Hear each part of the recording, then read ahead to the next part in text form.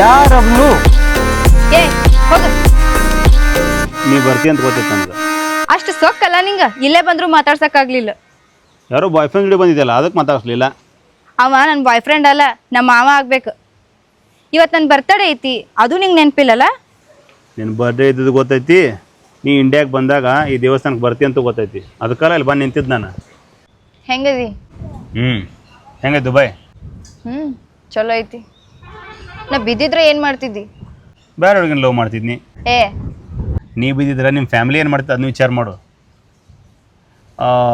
ಈಗ ದುಬೈ ಒಳಗೆ ಇರ್ತೀಯಲ್ಲ, ನೀನು NRI ಟರ್ಮ್ ಇನ್ಶೂರೆನ್ಸ್ ಮಾಡಿಸಿರ್ಬೇಕು. ಹಂಗಂದ್ರೆ NRI ಟರ್ಮ್ ಇನ್ಸೂರೆನ್ಸ್ ಹಂಗಂದ್ರೂ ಗೊತ್ತಿಲ್ಲ ನಂಗೆ. ನಿನ್ನ ನಾರ್ಮಲ್ ಟರ್ಮ್ ಇನ್ಶೂರೆನ್ಸ್ ಬಗ್ಗೆ ಅಂತ ಗೊತ್ತೈತಿ. NRI ಟರ್ಮ್ ಇನ್ಶೂರೆನ್ಸ್ ಅಂತಾರೆ ಫಾರಿನ್ ಒಳಗೆ ಇರ್ತಾರಲ್ಲ ಅವ್ರ ಸಲುವಾಗಿ.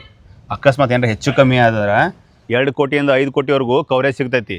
ಅಷ್ಟೊಂದ ಕರೆ ಎಕ್ಸ್ಪೆನ್ಸಿವ್ ಇರಬೇಕು. ಎಕ್ಸ್ಪೆನ್ಸಿವ್ ಏನಿಲ್ಲ. ಇಂಡಿಯಾದೊಳಗೆ ಪ್ರೀಮಿಯಮ್ಸ್ ತೊಗೊಳ್ಳೋದು ಫಾರಿನ್ ಒಳಗೆ ತೊಗೊಳಕ್ಕಿಂತನೂ 30% to 50% ಚೀಪರ್. ಮತ್ತು ಪ್ರೀಮಿಯಮ್ಸ್ಗಳು ಸ್ಟಾರ್ಟ್ ಆಗೋದು $679 ಪರ್ ಮಂತಿಂದ. ನೀನು NRI ಅಕೌಂಟಿಂದ ಆ್ಯನ್ಯುವಲ್ ಪೇಮೆಂಟ್ ಮಾಡಿಸ್ತಿ ಅಂದ್ರೆ ಇನ್ನೂ ಕಮ್ಮಿ ರೇಟ್ಗಳು ಸಿಗ್ತೈತಿ. ವಾವ್, ಅದೆಲ್ಲ ಓಕೆ. ಈ ಕ್ಲೇಮ್ ಸೆಟಲ್ಮೆಂಟ್ ಎಲ್ಲ ಹೆಂಗೆ? ಫ್ಯಾಮಿಲಿಗೆ ಆನ್ ಟೈಮಿಂಗ್ ಅಮೌಂಟ್ ಸಿಗ್ತೈತಿ? ಇಲ್ಲಿ 99%ಗಿಂತನೂ ಜಾಸ್ತಿ ಕ್ಲೇಮ್ ರೇಷಿಯೋ ಐತಿ. ಟೆನ್ಷನ್ ಆಗೋ ಅವಶ್ಯಕತೆನಿಲ್ಲ. ನಾವಿಡುವಂಥ ಒಂದು ಹೆಜ್ಜೆ ನಮ್ಮ ಫ್ಯಾಮಿಲಿನ ಸೆಕ್ಯೂರ್ ಮಾಡ್ತದಂದ್ರೆ ಅದಕ್ಕಿಂತ ದೊಡ್ಡದೇನೈತಿ. ನೀವು ಅಷ್ಟೇ, ನನ್ನ ಬಯೋಳಗೆ ಲಿಂಕ್ ಐತಿ.